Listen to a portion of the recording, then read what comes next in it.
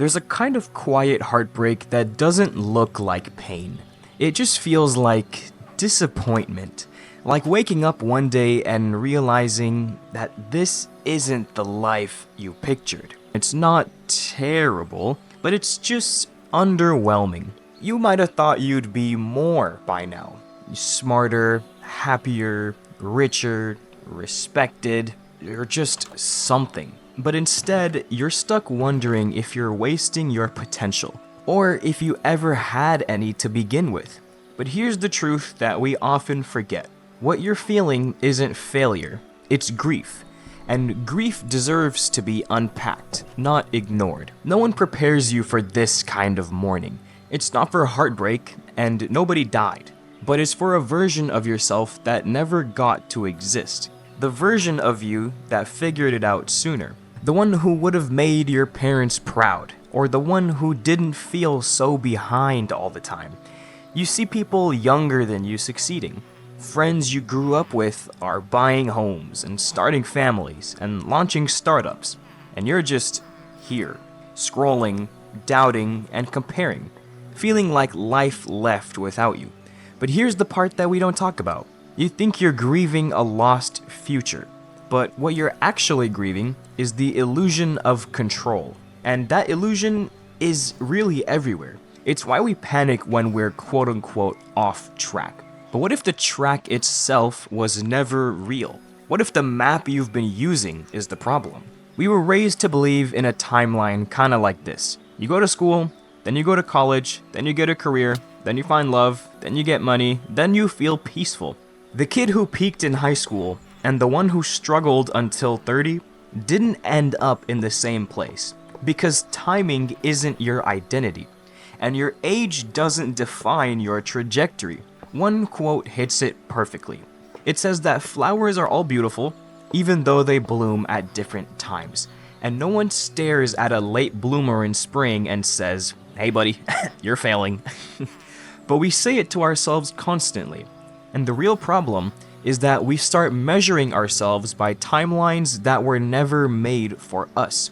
And worse, we confuse delay with defeat. And here's what that can actually look like using a personal example of mine. I reactivated my personal Instagram last month. And in that month, I saw like 5 to 10 people I know getting engaged or married. It's easy to let that drag you into the I'm behind spiral. I could have used it as fuel to go full depresso mode and question everything I do. But honestly, I'm glad to say that I've outgrown that. Because I've come to accept that everyone's timeline is different. Some people bloom in relationships, some people bloom in careers, and other people bloom in other areas. Right now, I'm focused on building something deeper, which is a life with a rock-solid foundation. So when it is time for those other doors to open for me, I'm not stepping into them with shaky legs. And maybe you can use that as a gauge for yourself. You don't have to be on the timeline of other people. You just have to make sure that you're building yourself in different ways until those doors open for you.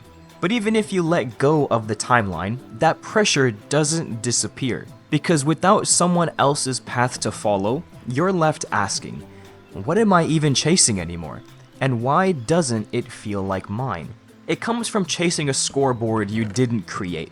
We build our self-worth on invisible milestones like make 6 figures by 25, or own a house by 30, or be married, successful, and healed by the time I'm whatever age. But those goals, half of them weren't even yours.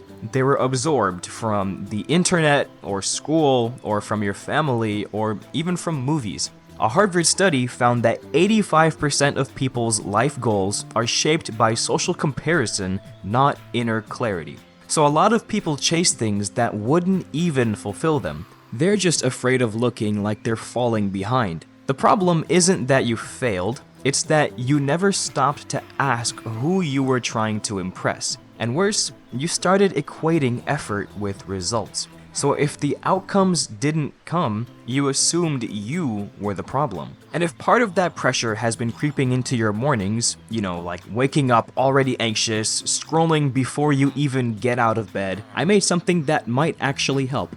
It's called Morning Reclaim, and it's a short masterclass that helps you break the cycle of chaotic mornings without 5 a.m. alarms or cold showers. It's just a simple system to help you wake up with more clarity and control. Link is in the description if you want to check it out. And since we've established that you're not the problem, let's talk about the process. This isn't about working harder, it's about unlearning the chase.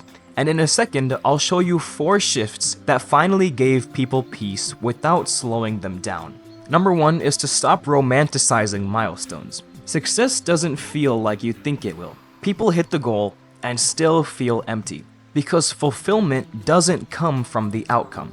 It comes from alignment. One of the most common stories in burnout forms is that someone works for years to finally quit their job and feels nothing. Because they didn't build a life they liked. They just escaped one that they hated. So ask yourself, would I still do this if nobody ever saw it?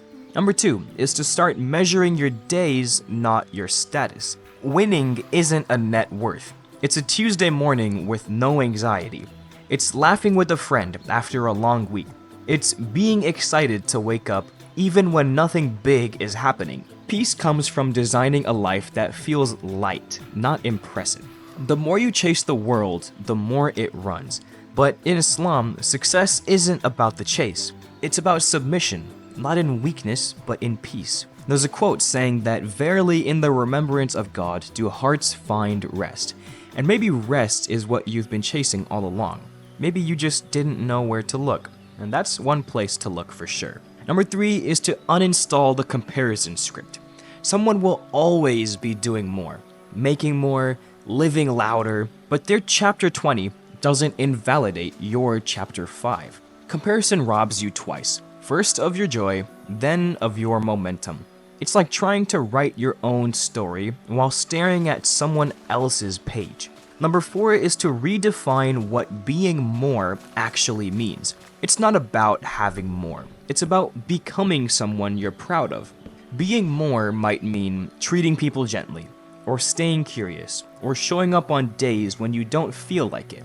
If your definition of more doesn't include those, you might be chasing someone else's life. By the way, if this video is hitting something real for you and you don't want to feel like you're figuring it out all alone, I built a Discord server where we talk about this stuff daily. And if you want more thoughts like these, I made an Instagram where I plan to start posting some good stuff soon. So both links are in the description and we'd love to have you there. But even after redefining success, you're left with a question that success can't answer, which is, why do I feel like I'm carrying something heavy that I can't explain? It doesn't happen at the finish line. It happens in silence, when you're alone, no distractions, no metrics, just you. That's when it finally hits. The pressure to be more wasn't from the world. It was from this warped idea that you had to earn your right to exist. That you weren't allowed to feel proud until you hit some invisible line. But here's the truth. You don't become enough. You remember that you already are, and then you build from that place instead of chasing to fill a void. Here's a metaphor that explains it perfectly. Imagine trying to pour water into a cup with no bottom. That's what most people are doing. They keep pouring. More money, more achievements, more attention. And wondering why they still feel empty. You don't need to pour faster. You need to patch the bottom first. So if you've been sprinting toward a finish line that never appears, maybe the real breakthrough doesn't come from pushing forward, but from finally asking what you're running from. You'll never enjoy life until you define what enough means for you. Not the endless pressure of satisfying your family, even though it's great to do that. Make sure your family is happy with you, but not to the point where you're destroying your own life. And not to your old friend group, and not that influencer who peaked at 19. Just you. But once you finally stop chasing someone else's version of more, you're left face to face with the question that hits even harder. If I'm not becoming more for them, then why do I still feel so empty? Why do the wins feel dull? Why does life feel heavy even when it's technically going well? That weight you've been carrying, it doesn't always come from failure. Sometimes it comes from doing everything right and still waking up tired of existing. If that sounds familiar, if you've ever thought, I don't want to die, but I don't really want to be here either. Then you're not broken, you might just be burnt out. And you're not alone. My last video is the one you watch when success stops being satisfying and the silence gets too loud. And they might finally explain the thing you've never been able to put into words.